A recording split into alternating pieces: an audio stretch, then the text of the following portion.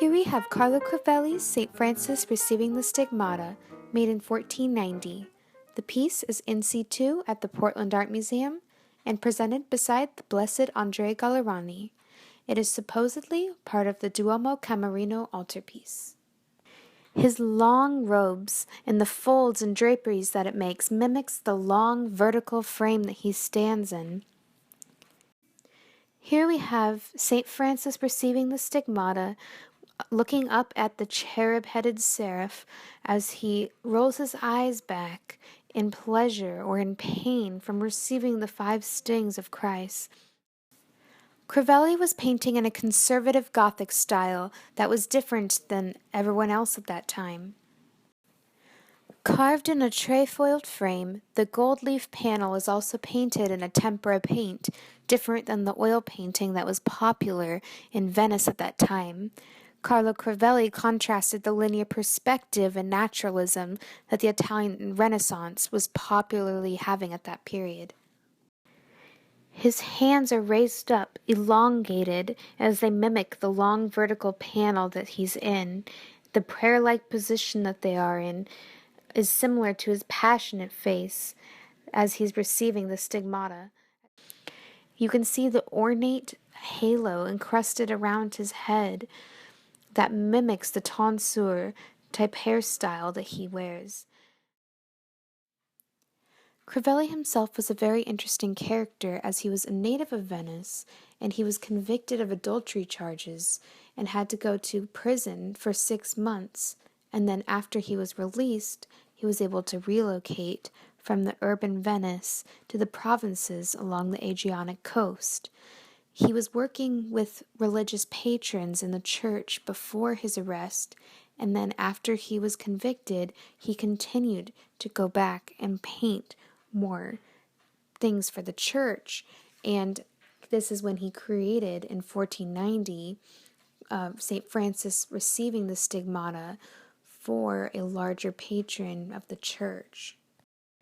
In Crivelli's vibrant medieval Christian paintings, he used a gold leaf, a very precious material in his paintings that attracted the church and made them very rich and ornate for all their viewers.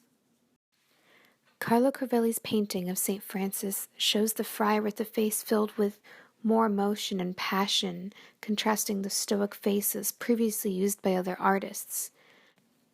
Previous versions of St. Francis, like the St. Francis altarpiece, created in a Byzantine style, or maniera greca during the Gothic period, would have been shown portrayed facing towards you, sort of restricting and teaching, instead of in a passionate moment that Crivelli creates.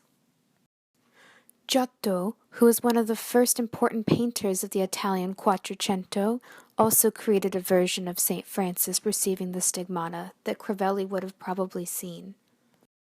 In Giotto's version of St. Francis receiving the stigmata, he uses the similar gilded background, but instead of just a narrow panel, he uses a landscape that St. Francis is in, creating a scene that he's in, and the stigmata comes up to him, formed like Christ on the cross, is flying in and punctures St. Francis, but he looks stoic. In Giotto's version of St. Francis, instead of standing while receiving the stigmata, he's bended on a knee as he looks up at the Christ-like seraph. Giotto's painting also has a predella underneath that has 3 scenes from the life of St. Francis instead of just a singular panel that Crivelli creates. The event of St. Francis receiving the stigmata happened on the mountain of the Laverna in northeast Tuscany on September 14th, 1224. This was foretold in the Apocalypse in the book of Revelations in the Bible during the opening of the 6th seal. As Crivelli was known for using the gilded background and for using the Gothic style compared to the style of the Renaissance, he also was known for the emotion that he put into his pieces. Another motif commonly used by Crivelli is that he would portray hanging fruit in the top of very many religious scenes.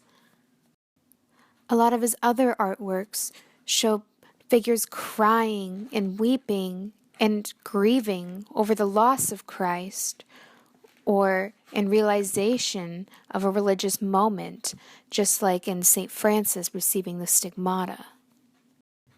This small polyptych, now in the Portland Art Museum, was a gift from the Samuel H. Kress Foundation and was previously, before 1930, in a Roman collection before bought by Kress himself.